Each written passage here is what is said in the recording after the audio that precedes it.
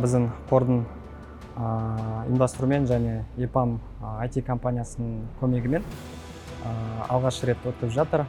Бұл авиа және космос тақырыбында Қазақстанда өтіп жатқан алғашқы лагерь.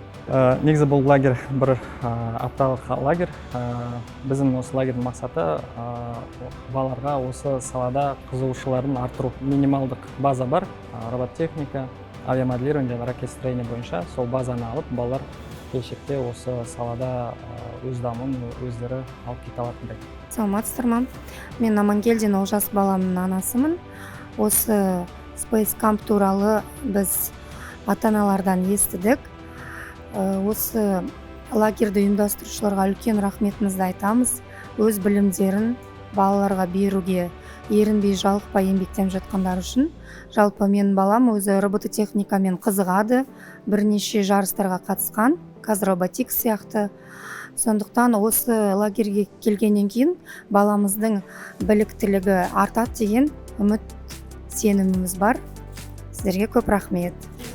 Я бы хотела выразить огромную благодарность за организаторам данного проекта Space Camp, за такую хорошую возможность деткам, подросткам, думающим и их родителям участвовать в данном проекте.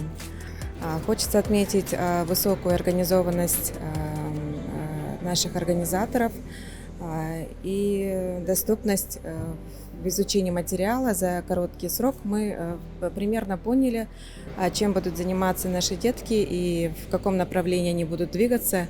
Я думаю, что ваш данный новый проект, он имеет колоссальную возможность развивать в рамках, имеется в виду вне учебы, в свободное время изучать такие актуальные вопросы в сфере моделирования, в сфере робототехники. Вот то, что аэродинамическое моделирование для нас это, можно сказать, новое направление. Мой ребенок давно уже занимается, интересуется робототехникой, и для него это было прям,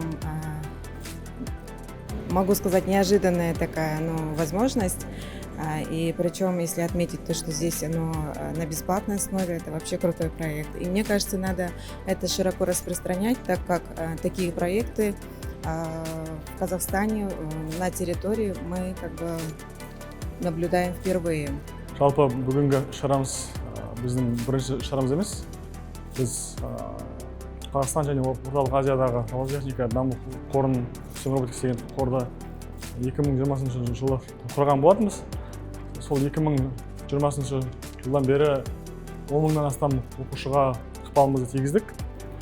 Біздің ойымызша Қазақстанның қазіргі дамуына сәлде болсын ықпалымызды тигізіп жатқан сияқтымыз.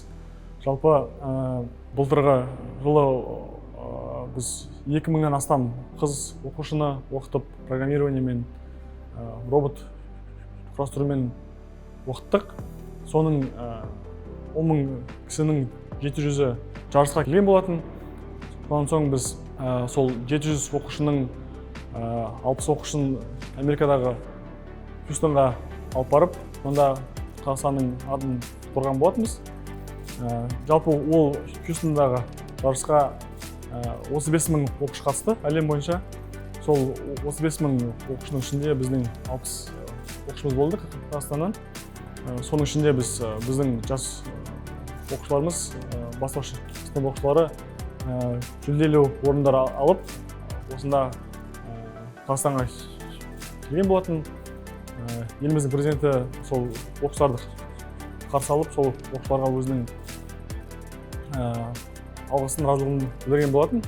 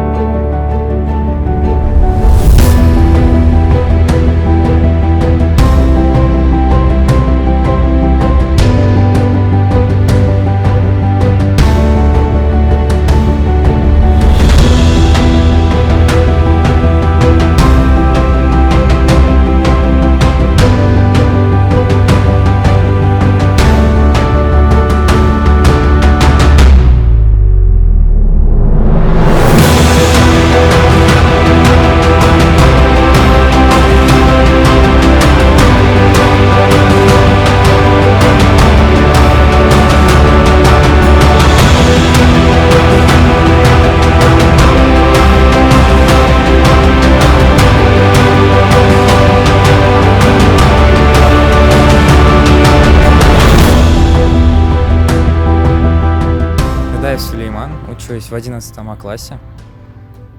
Перехожу в 11 класс. Школа 171.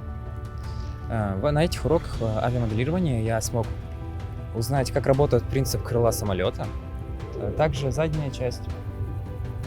И мне очень понравилась манера разговора учителя, он хорошо объяснял. Также я ожидаю от дальнейшего обучения сделать когда-нибудь сам такую же модель самолета и запустить, попробовать. После первого нашего запуска самолета, да, было некое волнение, то, что он может разбиться. Но в основном, когда он взлетел, я уже был рад.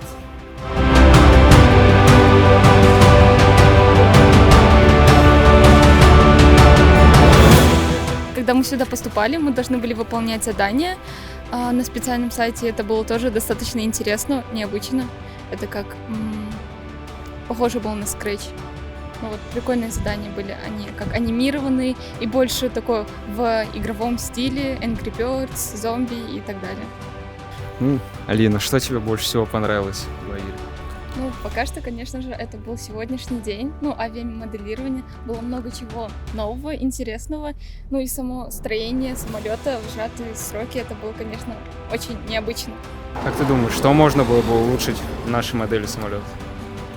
Для начала мы могли бы воспользоваться профессиональными предметами для измерения градусной меры тех же самых крылов.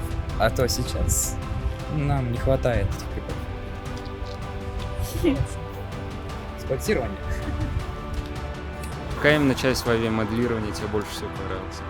Мне крылья, потому что крылья, они большие, а я хочу быть большим. Поэтому крылья. Лагерь маған қатты ұнады.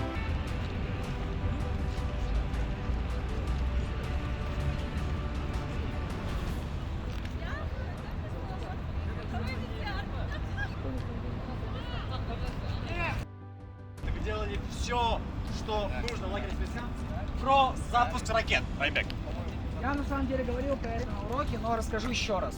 Когда мы через провод пропускаем заряд вот этого аккумулятора, она подается к нехромовой проволоке.